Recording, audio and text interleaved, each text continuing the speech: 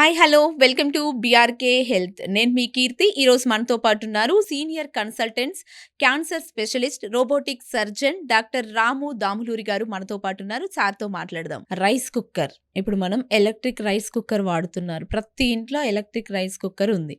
కానీ ఇప్పుడు మళ్ళీ వచ్చిన అనుమానం ఏందంటే, ఈ రైస్ కుక్కర్‌లో రైస్ వండడం, తినడం వల్ల క్యాన్సర్ వస్తుంది అనేది మళ్ళీ స్టార్ట్ అయింది సార్. అందరికి డౌటు. అది ఎంతవరకు నిజం సార్?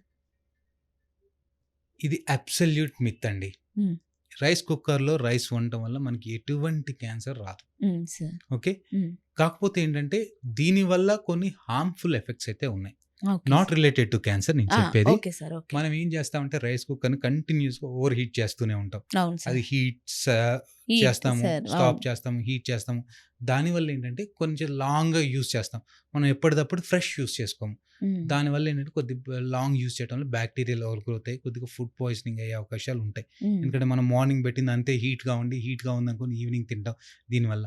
అంతేగాని మన రైస్ కుక్కర్‌లో వాడిన ఫుడ్ తినటం వల్ల మనకి ఎటువంటి క్యాన్సర్ రాదు. హ్మ్. లేకపోతే ఏంటంటే కొన్ని కుకింగ్ హ్యాబిట్స్ ద్వారా అయితే మనకి క్యాన్సర్ వస్తుంది.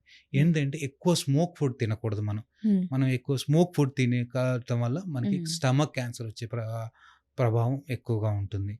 అంతేకాకుండా కొన్ని ఎక్కువ డీప్ ఆయిల్స్‌లో అవును. చేసే దాని అవును. ద్వారా కూడా ఆయిల్‌లో కూడా కొన్ని యాంటీ ఆక్సిడెంట్స్, ఆక్సిడేటివ్ మెటీరియల్స్ ఎక్కువగా ఉండేసి హ్మ్. వీటిలో క్యాన్సర్ వచ్చే అవకాశం ఉంటుంది. అంతేగాని మన rice cooker is absolutely safe. You can use 100% hmm. Without any doubt. Okay sir. Next tea, coffees చాలా మందికి అలవాటుంటాయి సార్. ఆ టీ, కాఫీ వల్ల గూడా ఈ క్యాన్సర్ వచ్చే అవకాశం ఉందని అది గూడా డౌట్ ఉంది సార్ చాలా మందికి. యాహ్! ఏమంటారు?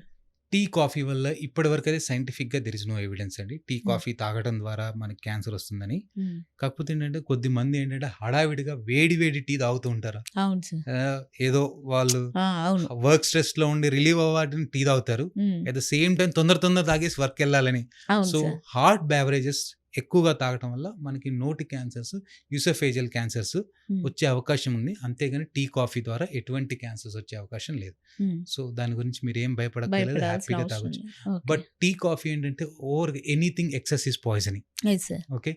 ఏంటంటే వాళ్ళు కొద్దిమంది 5, 10 అవును. కాఫీస్ కూడా తాగుతారు. అవును సార్. అవును. ఈ టీ, కాఫీ తాగడం వల్ల ఏంటంటే ఇది మనకి స్టిమ్యులేట్ చేస్తుంది. అట్ ద హ్మ్. సేమ్ టైమ్ స్టిమ్యులేట్ అవ్వడం వల్ల మనకి యాసిడ్ సెక్రీషన్స్ ఎక్కువవుతాయి. హ్మ్. దీనివల్ల జీఐ డిస్టర్బెన్స్ అంటే ఎసిడిటీ గాని, హ్మ్. యాసిడ్ పెప్టిక్ డిజార్డర్స్ గాని ఇట్లాంటివి వచ్చే అవకాశాలున్నాయి గానీ but it never causes the cancer. Okay sir.